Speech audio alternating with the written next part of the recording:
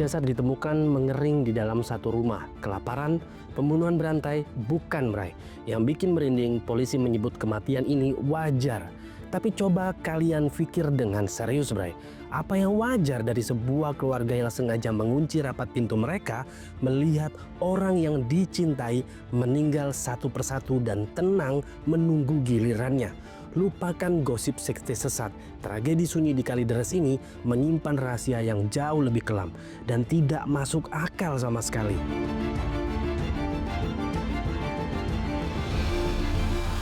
Oke, pernah gak sih kalian itu ngelewatin sebuah rumah dan tiba-tiba kepikiran nih, kira-kira apa ya cerita yang ada di dalam rumah tersebut? Jadi ada rumah yang adem ayem, di sisi lain ada yang rame sama tawa anak-anak. Tapi ada juga rumah yang menyimpan sebuah rahasia.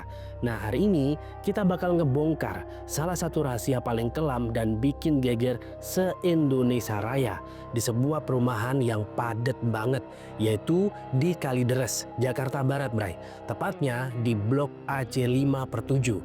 Ada satu rumah yang dari luar kelihatannya biasa aja, bener-bener biasa Bray.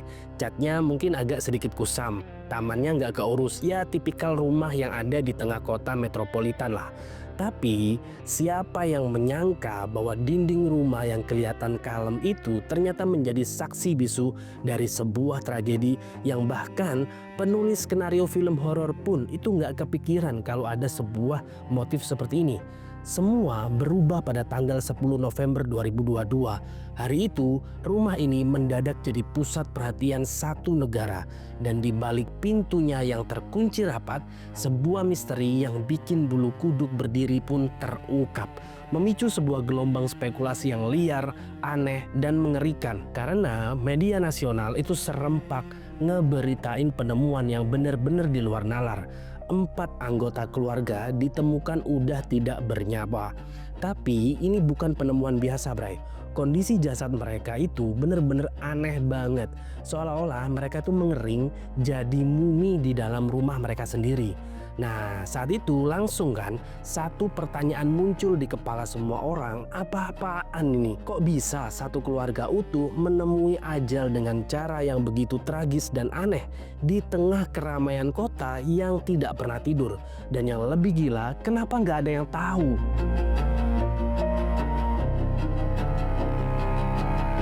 Jadi semuanya itu berawal dari indera penciuman, bau. Bukan sekedar bau nggak sedap Bray, tapi bau busuk yang nusuk banget ke hidung, yang tiap hari makin menjadi-jadi sampai tidak tertahankan lagi.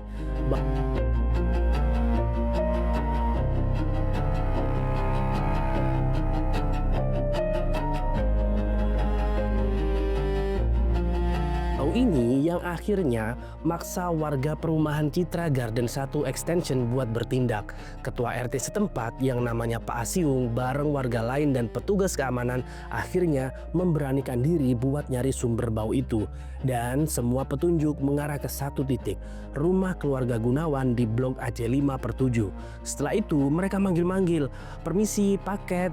Salah, "Permisi Pak, Bu." Setelah itu pintu tuh digedor-gedor kenceng banget. Tapi nggak ada jawaban sama sekali. Keadaannya hening, sunyi senyap. Yang aneh, di momen itu kecurigaan yang paling buruk mulai menyelimuti mereka. Jangan-jangan ada yang nggak beres nih. Nah, setelah itu pintunya akhirnya dibuka paksa Bray. Dan yang mereka temukan di dalamnya bakal menghantui ingatan mereka selamanya. Dan jadi berita utama di seluruh pelosok Indonesia selama berminggu-minggu. Pemandangan pertama di ruang tamu nih ya gua gambarin. Ada sesosok jasad pria terbaring kaku. Mereka lanjut masuk lebih dalam. Nah, di kamar yang berbeda, jadi ruang tamunya itu bersebelahan sama beberapa kamar. Jadi langsung ada pintu-pintu gitu Bray. Setelah itu ditemukan lagi 3 jasad lainnya. Gila banget. Satu keluarga, mereka adalah Rudianto Gunawan, sang kepala keluarga. Setelah itu ada namanya Reni Margareta, istrinya, dan Dian Febiana, anak perempuan satu-satunya, dan Budianto Gunawan yang merupakan ipar dari Pak Rudianto tadi. 4 orang satu keluarga ditemukan dalam kondisi yang tidak akan pernah kalian bayangin. Kondisi keempat jenazah inilah yang langsung bikin kasus ini jadi misteri nasional. Istilah yang dipakai media dan polisi yaitu mengering. Lebih parahnya beberapa bahkan udah dalam tahap mumifikasi alami, Bray. Bayangin, ini bukan Mesir kuno, ini Kalideres, Jakarta Barat. Tidak menemukan adanya bahan beracun dan berbahaya seperti pestisida, arsen, sianid, dan sebagainya. Nggak ada tanda-tanda kekerasan, nggak ada luka tusuk, nggak ada lebam ataupun bekas perlawanan, nggak ada. Rumahnya sendiri dalam kondisi rapi banget, nggak ada yang berantakan, nggak ada tanda-tanda perampokan. Tapi temuan awal dari tim forensik di lokasilah yang menjadi pemicu spekulasi pertama dan yang paling menghebohkan. Pertama, jadi lambung para korban itu ditemukan kosong melompong, nggak ada sisa makanan sama sekali. Seketika, teori yang paling logis menurut orang banyak itu langsung nyebar kayak api di musim kemarau. Mereka meninggal kelaparan. Nah, media-media nih langsung pasal judul paling dramatis. Tragedi Kalideres, satu keluarga tewas mengering karena tidak makan. Setelah itu ada yang beberapa membuat judul kisah pilu keluarga yang mati kelaparan di tengah ibu kota. Setelah itu juga ada yang membuat judul aneh-aneh banyak pokoknya. Publik se-Indonesia itu bener-bener kaget banget dengan headline seperti ini. Di zaman modern kayak gini, di tengah kota segede Jakarta, di mana pesan makanan itu tinggal klik, tinggal pencet sana pencet sini datang, ada sebuah keluarga yang meninggal kelaparan tanpa ada satu orang pun yang tahu. Tapi ternyata narasi kelaparan ini hanyalah puncak dari sebuah gunung es. Seiring tim penyelidikan dari Polda Metro Jaya mulai menggali lebih dalam, potongan teka-teki yang jauh lebih aneh, lebih ganjil, dan lebih sensasional mulai muncul ke permukaan, membawa cerita ini ke arah yang tidak pernah diduga sebelumnya, yaitu sebuah sekte. Teori ini benar-benar meledak, Bray. Benar-benar meledak ketika polisi mengumumkan temuan lain di dalam rumah tersebut. Jadi ada tumpukan buku nih dari berbagai macam agama. Ada buku-buku Kristiani, ada buku-buku Buddha, ada juga literatur Islam. Gak cuma itu, ditemukan juga kertas-kertas yang coretannya pada awalannya diduga semacam mantra atau semacam kayak jampi-jampi gitu, Bray. Nah, kalian bisa ngegabungin deh semua elemen ini. Jasad mengering karena nggak makan yang bisa banget nih ya ditafsirkan sebagai ritual puasa ekstrim sampai meninggal. Ditambah temuan buku lintas agama dan mantra-mantra seperti itu. Ini jadi bahan bakar yang sempurna banget untuk teori sekte apokaliptik. Setelah itu, publik dan netizen di media sosial langsung gerak cepat merangkai sebuah cerita versi mereka sendiri. Wah, ini pasti penganut aliran sesat nih. Nah, setelah itu ada juga yang bilang jangan-jangan mereka lagi ritual buat nyambut kiamat, makanya nyiksa diri, nggak makan, nggak minum. Nah, ada banyak banget pokoknya teori spekulasi yang datang. Istilahnya kayak sekte kiamat Kalideres dan juga kultus apokaliptik langsung trending di mana-mana. Setelah itu beberapa kriminolog bahkan ikut nimbrung nih ngebandingin kasus ini sama kasus-kasus sekte bunuh diri massal yang terkenal di dunia seperti People's Temple, Jim Jones, dan Heaven's Gate. Nah, itu adalah beberapa kasus sekte ataupun kasus aliran sesat yang cukup ekstrim juga, Bray. Setelah itu suasananya jadi makin keruh dan makin seram. Semua orang seolah menjadi detektif dadakan dan keanehan lain terus bermunculan, seolah ngasih bensin ke api teori sekte yang udah berkobar. Para tetangga yang diwawancara ngegambarin bahwa keluarga ini sebagai pribadi yang sangat tertutup, misterius, dan jarang banget sosialisasi. Katanya mereka ini tuh kayak hidup di dunia mereka sendiri. Terus ada cerita nih dari petugas PLN yang pernah datang buat mutus listrik karena nunggak bayaran, tapi dihalang-halangi sama Dian. Nah, Dian ini adalah sang anak. Bahkan ada juga kesaksian kalau Budianto, si pamannya tadi, beberapa waktu sebelum ditemukan meninggal itu sempat kelihatan pucat dan kurus banget waktu lagi nyoba jual mobil keluarga. Tapi prosesnya aneh dan berbelit-belit. Kalau kalian lihat dari kacamata teori sekte, semua keanehan ini itu seakan menyambung satu persatu, Bray. Mulai dari menarik diri dari masyarakat, setelah itu menyendiri dan tidak sosialisasi. Ciri khas kultus banget, Bray. Bahwa nolak urusan duniawi kayak bayar listrik ataupun ngejual aset dengan normal bisa dianggap sebagai upaya melepas ikatan dunia sebelum ritual terakhir. Nah, narasi sekte ini itu begitu kuat, begitu sensasional, dan begitu menggoda. Kenapa? Karena dia menawarkan jawaban yang kelihatannya gampang untuk sebuah pertanyaan yang luar biasa sulit. Dia mengubah tragedi sebuah keluarga yang sunyi menjadi sebuah cerita horor yang menegangkan dan seru banget buat diikutin. Nah, setelah itu nih ya, selama berminggu-minggu se-Indonesia kayak terpaku sama misteri ini. Tapi mereka nggak tahu kalau hasil penyelidikan ilmiah yang lagi berjalan dengan senyap itu justru bakal membongkar sebuah fakta yang jauh lebih mengejutkan dan memilukan dari dugaan manapun.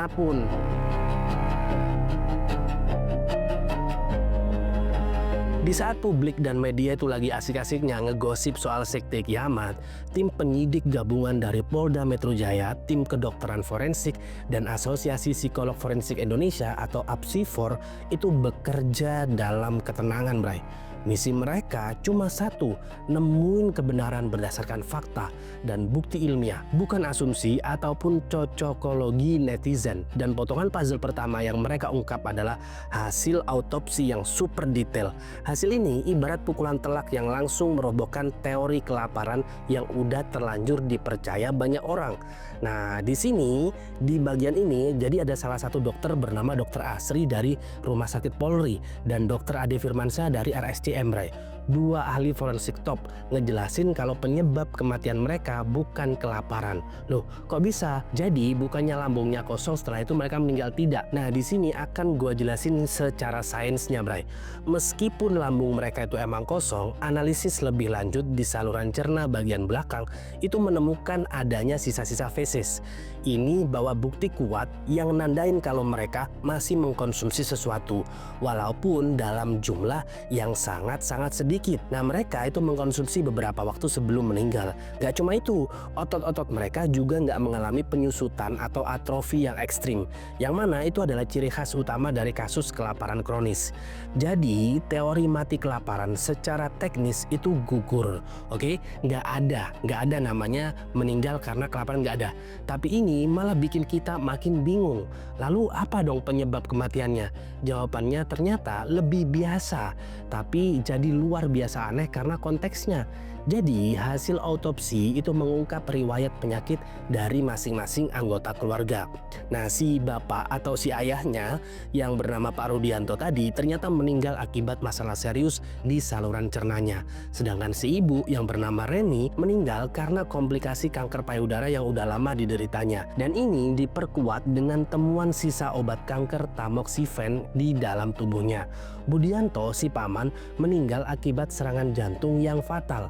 Dan yang terakhir, si anak atau yang bernama Dian tadi meninggal karena gangguan pernafasan kronis. Gila kan?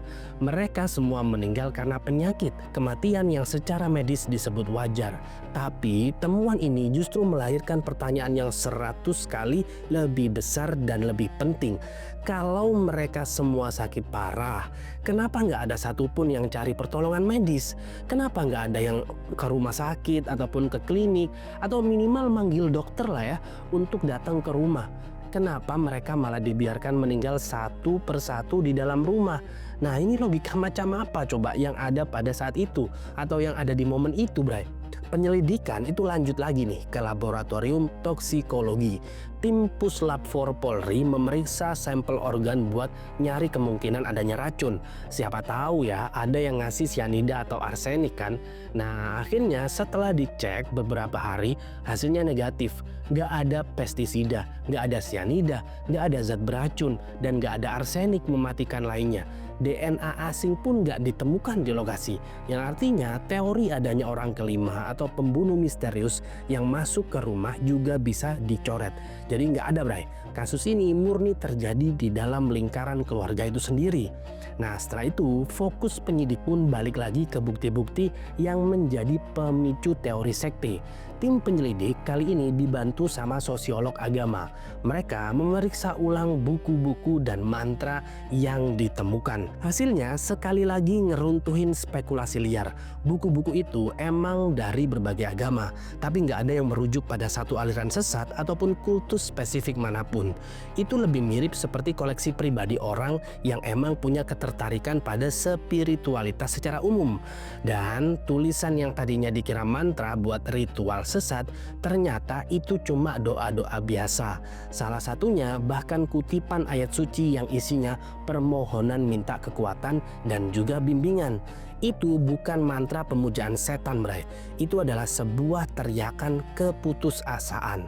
Nah, pada saat ini nih ya, semua kan udah mulai bermunculan. Puzzle-nya udah mulai terkumpul. Fakta-fakta itu mulai melukiskan sebuah gambaran yang sama sekali berbeda dari apa yang kita bayangin.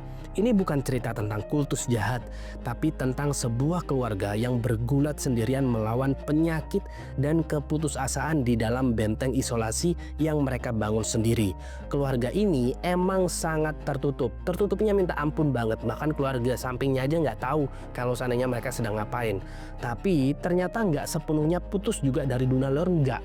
Fakta menunjukkan bahwa mereka ini masih sesekali memesan makanan secara online. Dan Dian, si anak ini bahkan masih berkomunikasi dengan kurir. Budianto juga masih berusaha menjual aset keluarga. Menurut para ahli, perilaku ini sangat bertentangan dengan penganut sekte kiamat sejati yang biasanya bakal ngebuang semua harta benda dan mutusin hubungan sama dunia luar sepenuhnya.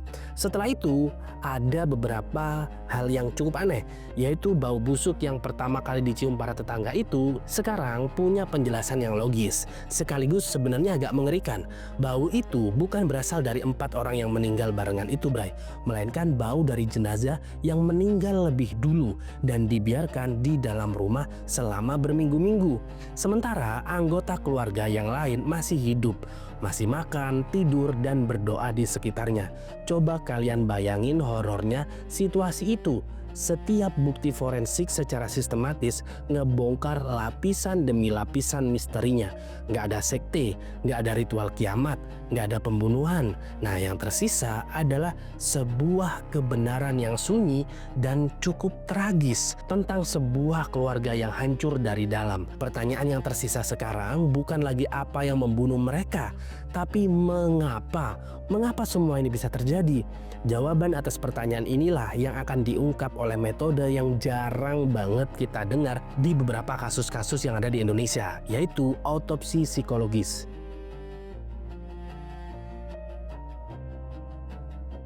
Pada tanggal 9 Desember 2022, setelah hampir sebulan penyelidikan yang super intensif, Direktur Reserse Kriminal Umum Polda Metro Jaya, Kombes Polri Hengki Haryadi, ini berdiri di depan puluhan kamera media.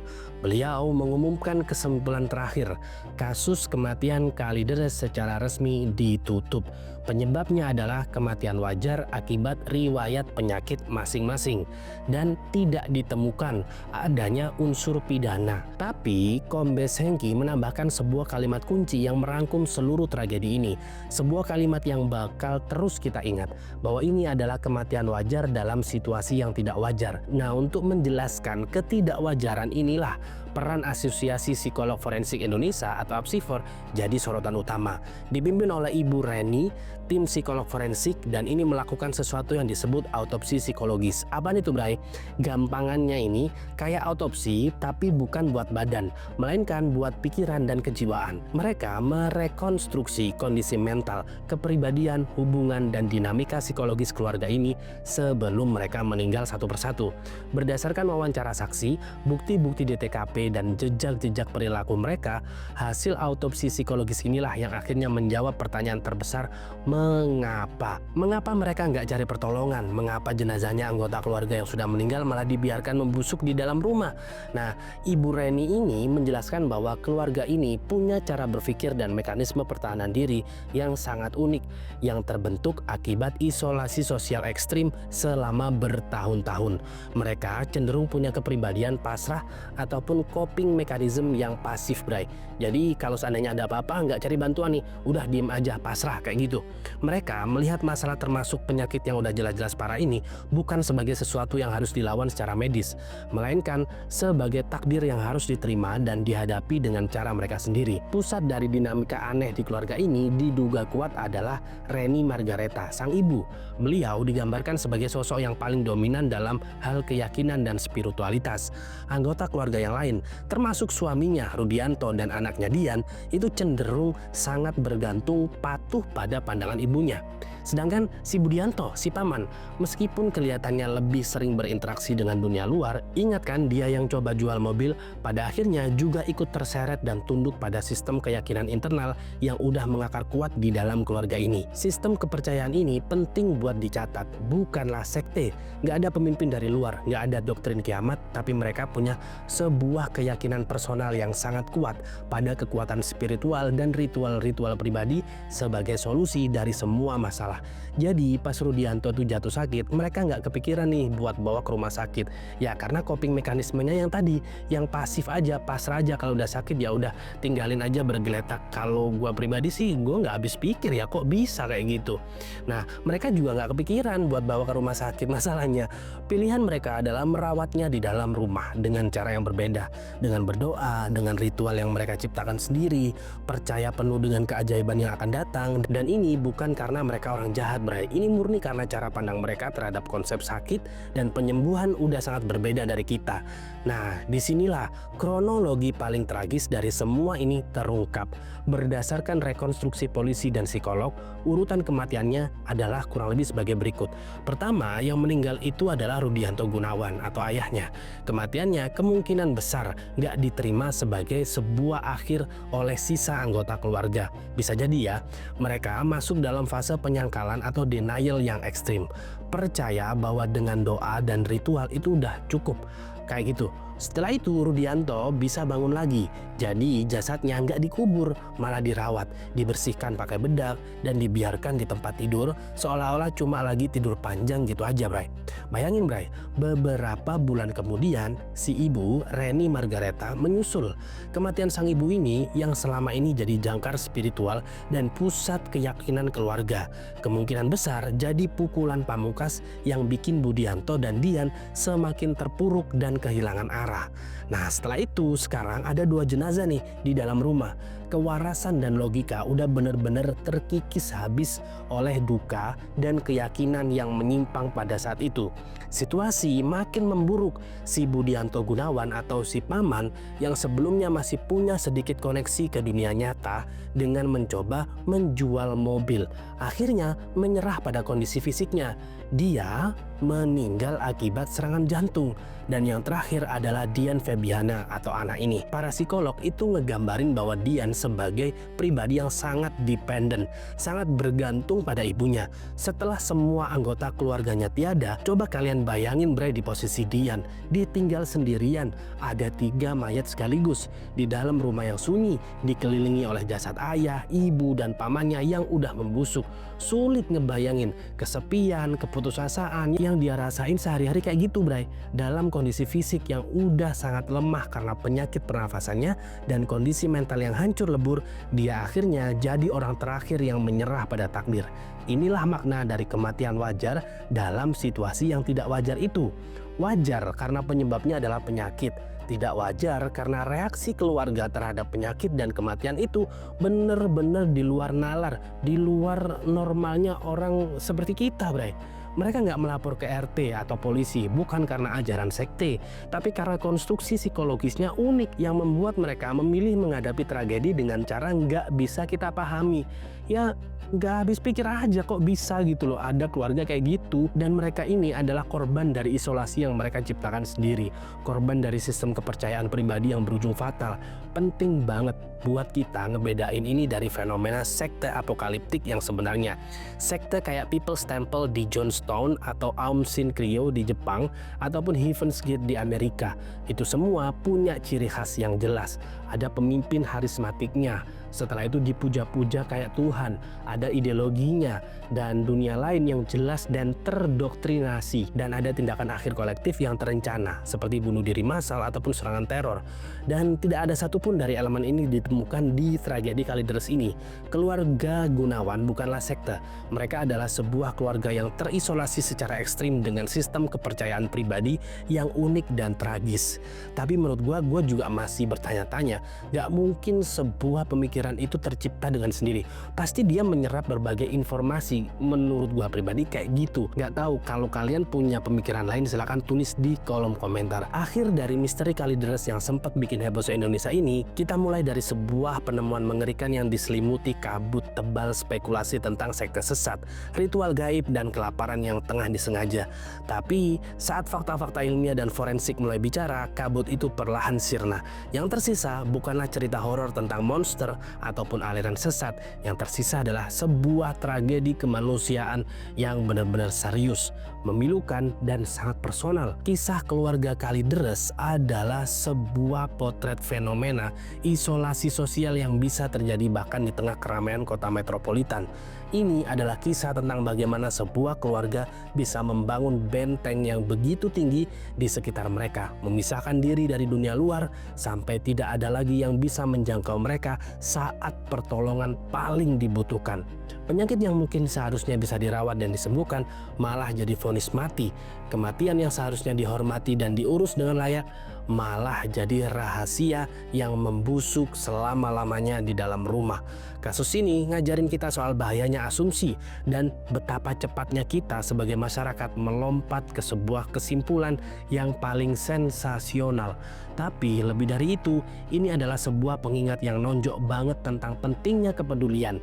Mungkin kita nggak bisa ngerobohin dinding yang udah dibangun orang lain di sekitar kita, tapi kita selalu bisa mencoba buat ngetuk pintunya, nanya apa kabar. Setelah itu, tragedi Kalideres pada akhirnya bukanlah misteri tentang sekte. Ini adalah sebuah pengingat tentang kita semua, tentang masyarakat, dan betapa krusialnya untuk tetap terhubung satu sama lain sebagai sesama manusia. Terima kasih udah menonton video ini sampai akhir. Sampai jumpa di video selanjutnya. Maharu pamit undur diri.